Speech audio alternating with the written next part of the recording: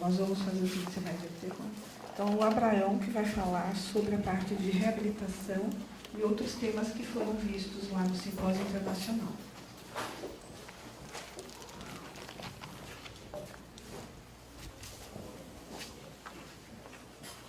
Muito bem. Eu vou... nós tivemos nesse simpósio agora,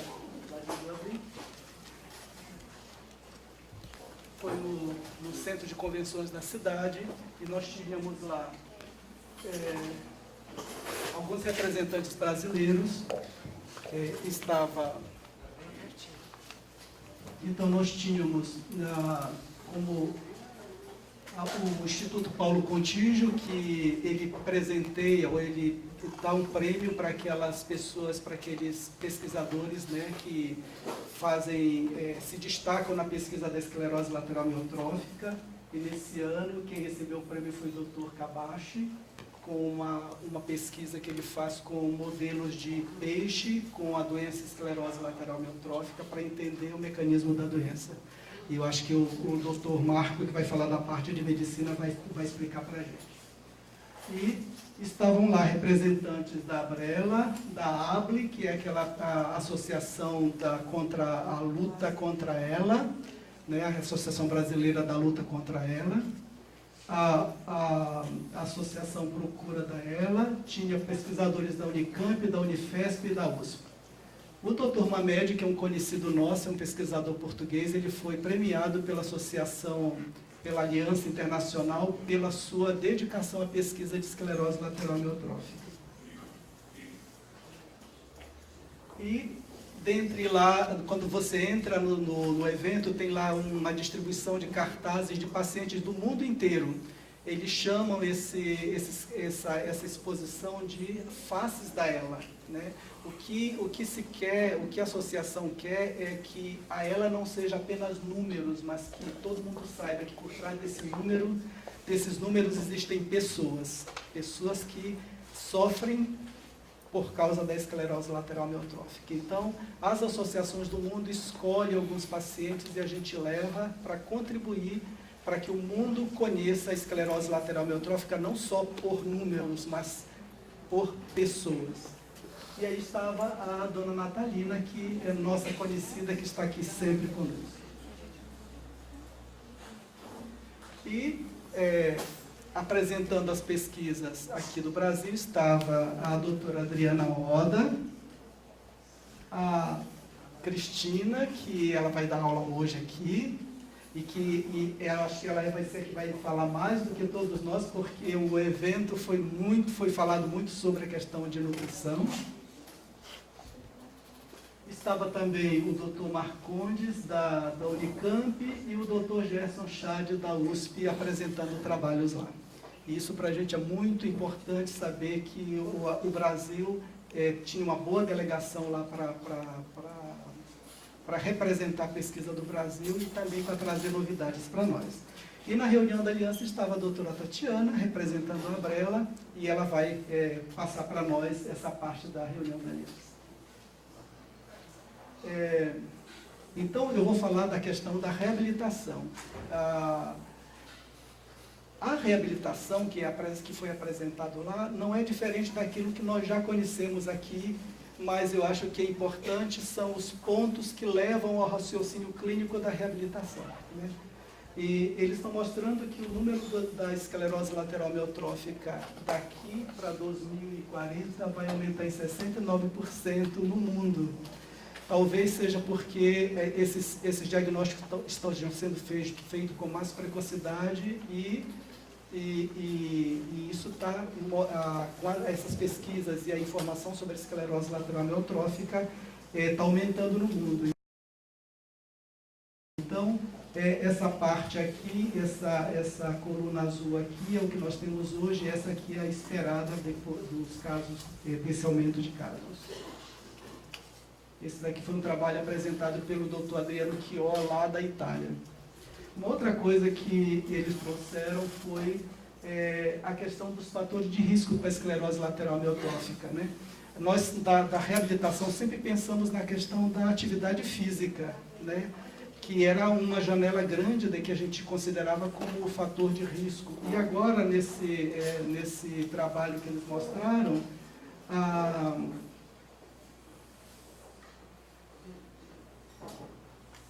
a questão do exercício físico, olha só, pouquinho que ficou e com poucas envolvimento. E aí ficou, o que está aparecendo como o maior fator de risco é a exposição a fatores no ambiente de trabalho, e olha só, em relação à questão nutricional e o padrão dietético. Então, até estava falando com a doutora Adriana, com a Cris, com a Cristina, de que talvez o pessoal da respiratória, da nutrição, que talvez vai trazer algumas respostas para nós aí sobre essa questão da ELA. Então, a atividade física ficou muito pequeno, porque a gente estava falando antes, a questão do fumo e do álcool também, a questão da biometria, que é essa questão de peso corporal, essas coisas assim, a história familiar, a questão hormonal, medicamentos. Então, aparece com mais evidência a exposição a fatores no trabalho e a questão nutricional e padrão dietético. Então, para a gente pensar na reabilitação, a gente pensa que a esclerose lateral amiotrófica sempre foi descrita como uma doença rápida, evolutiva, irreversível, incurável. E hoje nós temos um mapa que mostra que a esclerose lateral amiotrófica ela tem muitas maneiras de evolução. Então, tem algumas pessoas que têm uma doença mais rápida, mas tem outros que têm uma doença muito mais longa, São aquelas de evolução bem longa, os sintomas eles vão se mostrando de uma maneira muito progressiva, mas uma progressão muito lenta. E isso mostra um novo cenário para a gente. A gente que é da reabilitação, a gente quer fazer aqui um paralelo com a atrofia muscular espinhal progressiva, que é uma atrofia que aparece na criança. Antes, nós tínhamos um padrão que era a manifestação clínica da doença. Então, se a doença aparecesse nos primeiros meses de vida, nós dizíamos que era a mais agressiva das formas, que é a forma do tipo 1. Só pensando na manifestação clínica. Se ela se manifestasse mais tardiamente, ela era mais lenta. E a outra que se manifestava mais tardiamente ainda, mais lenta ainda. E hoje, com a pesquisa e estudando o fenótipo, o genoma, se verificou que não é só pela manifestação clínica que você vai ter uma ideia da evolução da doença, mas pelo número de cópias de SMN2 que esse paciente tem. Então, muitas vezes, aquela criança que era tida como do tipo 1, a AMI do tipo 1, e que a gente tinha um prognóstico de vida até o 2º ano de vida, crianças que podem viver 6, 7 anos. Aquelas que tinham um prognóstico do tipo 2, que tinham um prognóstico de 4 anos, são pessoas que estão chegando aos 30, aos 40 anos. E essa mudança de raciocínio para a reabilitação é muito importante, porque se você tem um paciente que você acha que vai ter uma história menor, talvez o seu raciocínio de atendimento é mas se você sabe que é uma história mais longa, você vai ter muito mais cuidado com esse longo prazo da reabilitação. E a outra coisa que tem sido mostrado é que a esclerose lateral amiotrófica, quando se dizia um paciente melhorou, a gente já dizia, não é a esclerose lateral amiotrófica. E hoje os estudos estão mostrando de que na esclerose lateral amiotrófica, ela pode ter platô de estabilidade, pode até ter alguma reversão, quer dizer, alguma melhora. E aí, olha só esse estudo. Em 6 meses, eles acompanharam esse número de pacientes e 25% deles não teve nenhuma piora clínica. Eu disse, se teve, foi muito pequena.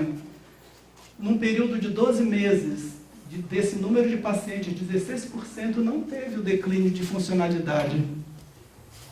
E em 18 meses, desse número de pacientes, 7% não teve declínio de funcionalidade. E eles verificaram que uma quantidade muito pequena pode experimentar uma melhora clínica. E isso, para a gente, é uma quebra de paradigma. É uma quebra de paradigma. Porque antes nós olhávamos sempre a esclerose lateral amiotrófica como uma coisa progressiva, sem nenhuma... E hoje também, o que eles chamaram a atenção no simpósio foi que muitas vezes, essa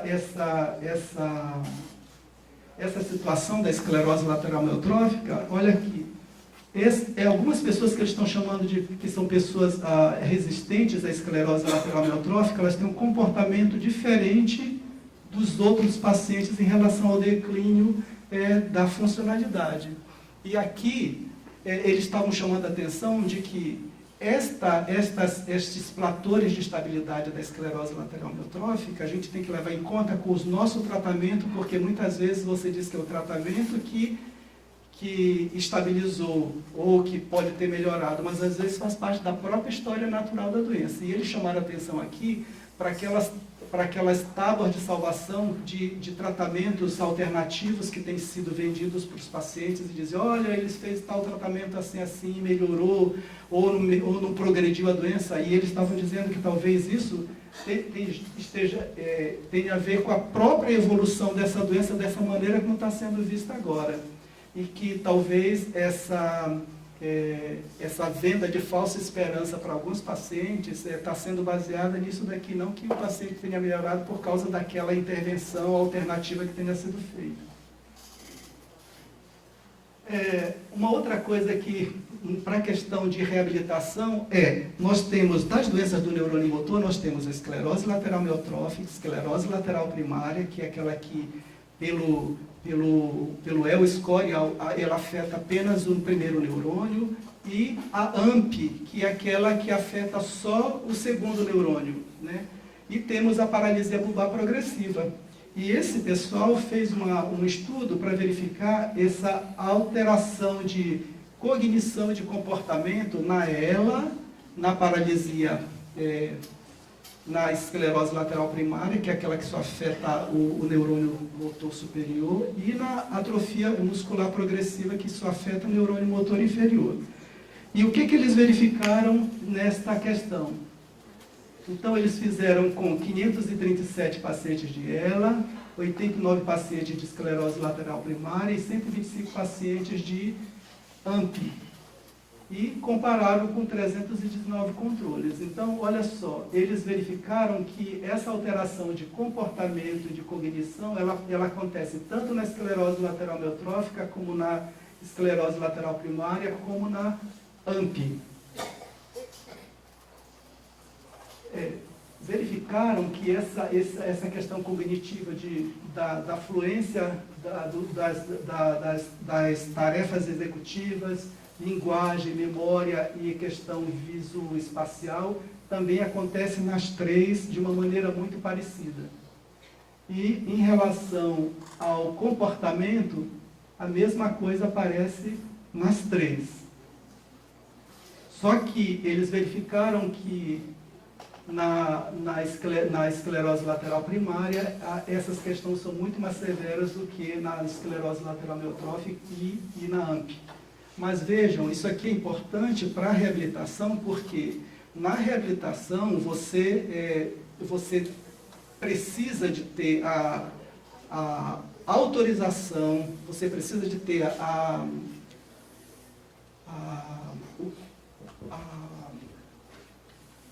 autorização e a concordância do paciente em muitas daquilo que você oferece para o tratamento.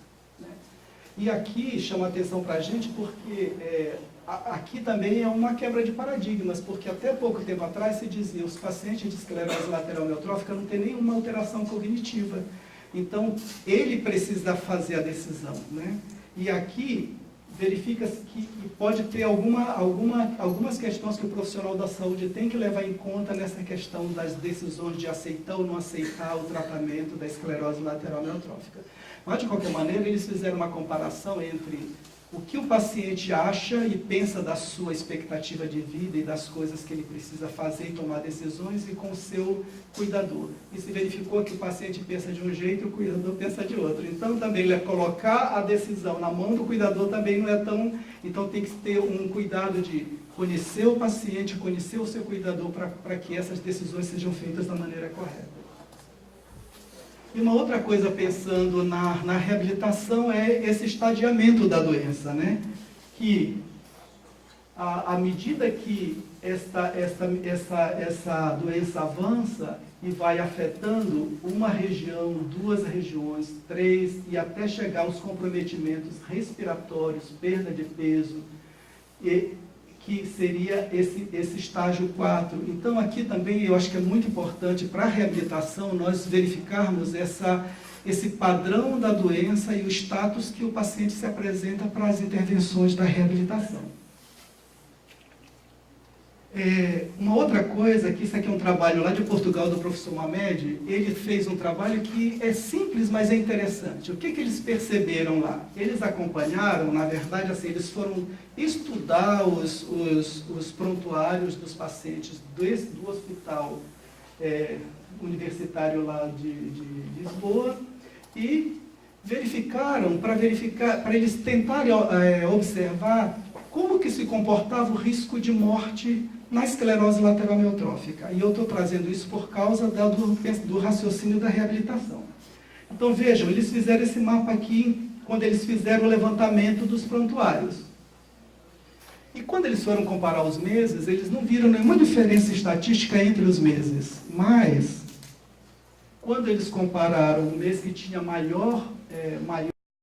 que teve maior número de mortes, que foi os meses mais frios, eles verificaram que nesses meses, que foi o mês de dezembro, lá para eles que era o inverno, houve um aumento, um risco de morte para os pacientes que têm o início que a gente chama espinhal, né?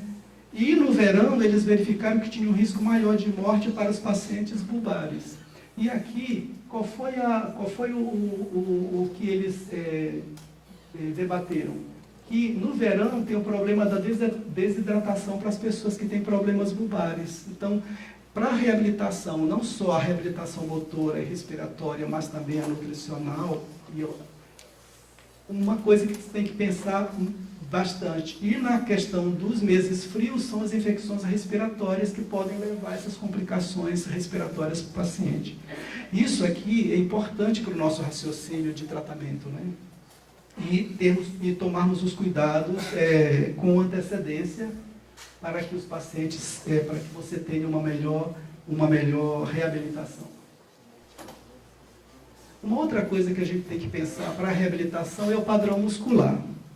Então, nesse trabalho se mostrou para os animais, modelos de esclerose lateral amiotrófica, na fase, antes de apresentar os sintomas da doença, não tinha nenhuma alteração no músculo, mas na fase tardia da doença, o que estavam vendo? Que as fibras musculares de contração rápida, que as fibras do tipo 2,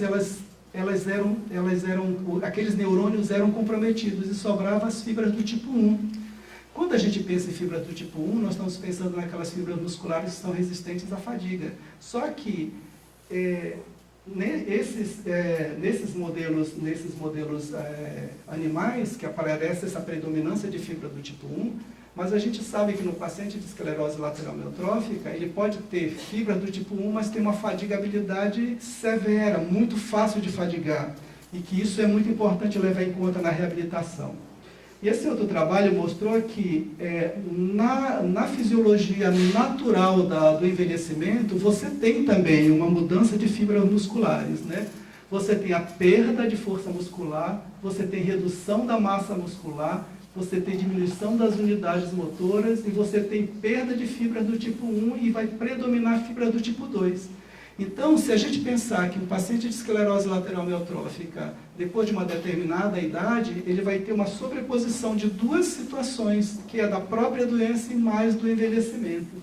Isso aqui nós temos que levar em consideração para a reabilitação motora.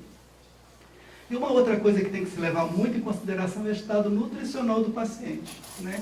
O paciente de esclerose lateral amiotrófica tem um gasto energético fabuloso e os nutricionistas e as fonoaudiólogas sempre falam: o paciente gasta energia a respirar, né? E isso tem que se levar em conta na reabilitação.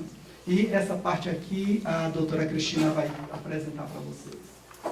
E o que eles trouxeram agora de novidade, mas que é um material que já foi publicado em 2016, esse guideline aqui, chamado Guideline NICE, que é desse instituto aqui, ele está trazendo uma diferença no tratamento dela, porque antes as nossas recomendações, as nossas diretrizes, que eram baseadas na Academia Americana de Neurologia, na Academia Europeia de Neurologia, na primeira versão ela trouxe apenas a questão do medicamento. Na segunda atualização veio a questão do medicamento mais as questões nutricionais. E este agora está trazendo a questão nutricional e a questão respiratória. E esse agora está trazendo a questão psicológica, motora, cuidado da família. Eles estão dizendo que é o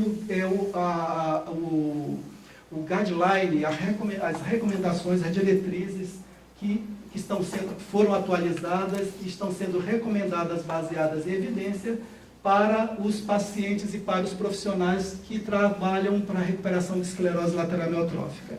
Esse material está disponível neste endereço eletrônico, ele tem 319 folhas, então é bastante material.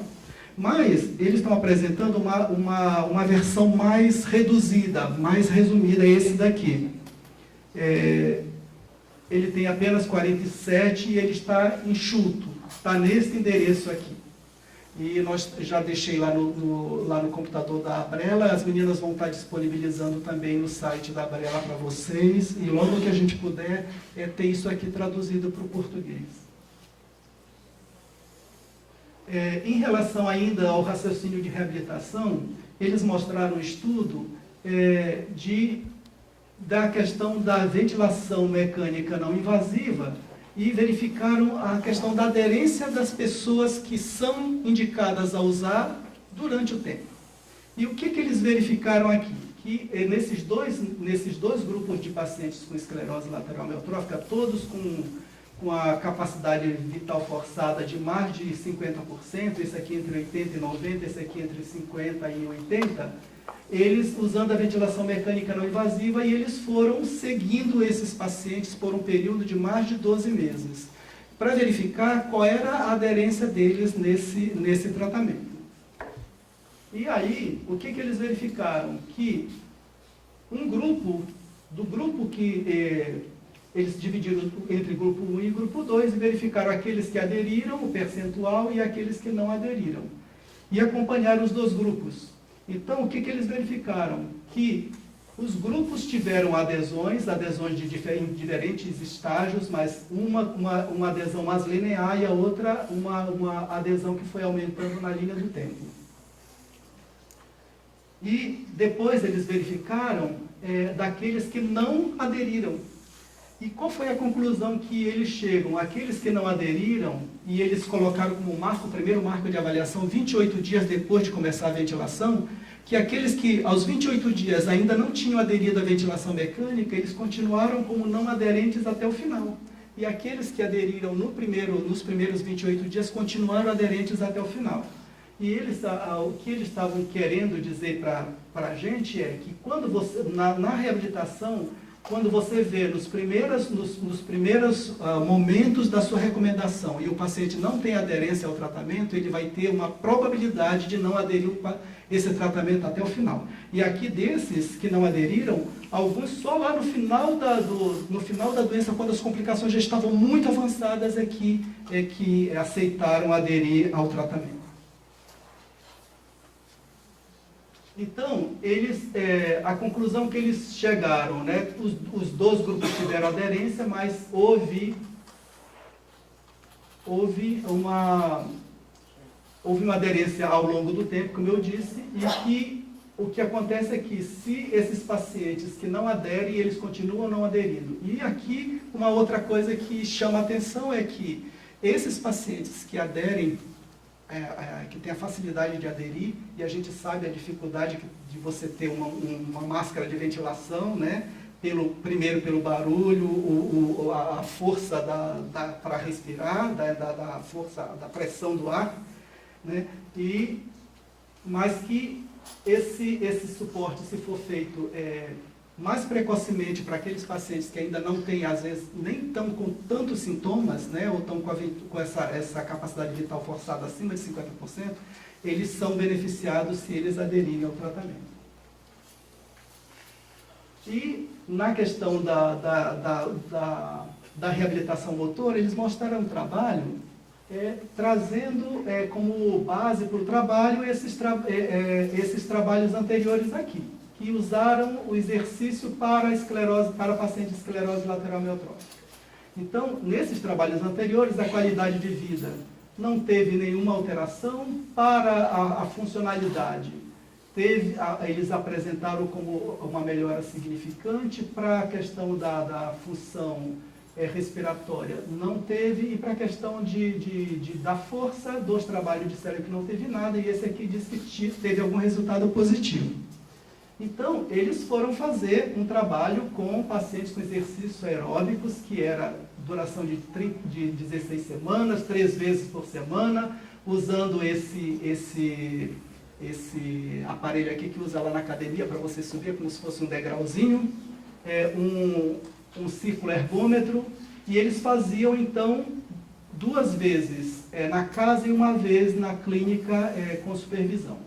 Então, nesses exercícios, chegava até 75% da frequência cardíaca e até 50% da força muscular. E eles dividiram, então, esse trabalho dessa maneira aqui. Dividiram, então, em 2 grupos, aquele que faziam atividades normais e aqueles que faziam as atividades normais da reabilitação, mais o programa de tratamento, e fizeram esse acompanhamento aqui. E lá no final eles tinham 30 pacientes fazendo o tratamento normal e 27 pacientes fazendo o tratamento que eles propuseram de reabilitação com força. E lá no final o que eles verificaram? Que para alguns pacientes, 5 pacientes, eles tiveram efeitos adversos, que foi dor na musculatura 4 dias após o treinamento. Acharam que aumentou a fasciculação em 2 pacientes, aumentou a cãibra noturna em 2 pacientes, aumentou a fadiga, que foi ao extremo, em 1 paciente, e pernas inquietas para 1 paciente. Né? Embora no final eles disseram que esse aqui foi efeito adverso para poucos pacientes, na verdade eles teve efeito adversos. O que eles acharam para a questão da qualidade de vida? Né? Uma qualidade de vida que não melhorou tanto para o que eles esperavam. Né? Para a questão da funcionalidade, que também teve uma redução diferente para os que tiveram o tratamento, teve uma redução menor do que para os que não fizeram. E em relação à força muscular, também teve uma pequena diferença de melhora entre os que fizeram o tratamento e aqueles que não fizeram. Só que, o que eles acharam lá no final? Quando foram verificar tudo, não encontraram benefício significativo nem para a qualidade de vida, nem para a funcionalidade, nem para a força e nem para a capacidade vital forçada. Né? E a gente até começou a achar graça, porque ela gastou tanto tempo para mostrar e no final não tinha muita coisa. Efeitos adversos. E qual foi o problema? A maioria dos pacientes não quis aderir ao tratamento, porque um tratamento que leva fadigabilidade, né? Um tratamento que é contra aquilo que a pessoa está sentindo de fraqueza muscular e fadiga.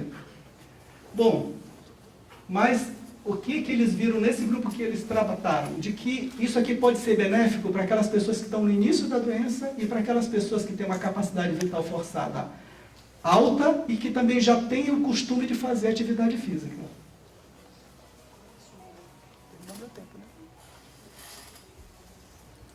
E aqui, só para fazer um contraponto, esse trabalho do Japão, que trouxeram exercício feito em casa. E esse exercício, esse trabalho é muito parecido com o que é orientado lá na Universidade Federal, né? Exercícios em casa. Olha só o tipo de exercício. O paciente mesmo fazer em casa, pode ser até 5 vezes por semana, as movimentações de adução, abdução, de ombro, extensão e flexão de joelho, fazer do pé, fazer exercício de ponte e exercício de mudança de decúbito rolando, né? E o exercício de sentar e levantar. E nesse daqui, que era totalmente diferente daquele outro, o que trouxeram? Eles não acharam efeitos adversos E eles acharam, na verdade, uma melhora tanto na questão respiratória como na questão de funcionalidade. Então, assim, aquilo que está se orientando aqui na neuromuscular e dos fisioterapeutas do Brasil é o que a gente vê lá. Por isso, eu digo, novidades assim não tem. Em relação à reabilitação motora, é importante saber que pode-se usar a ventilação mecânica não invasiva durante o exercício para facilitar e diminuir essa fadiga caso ela tenha. Muito bem, então é isso.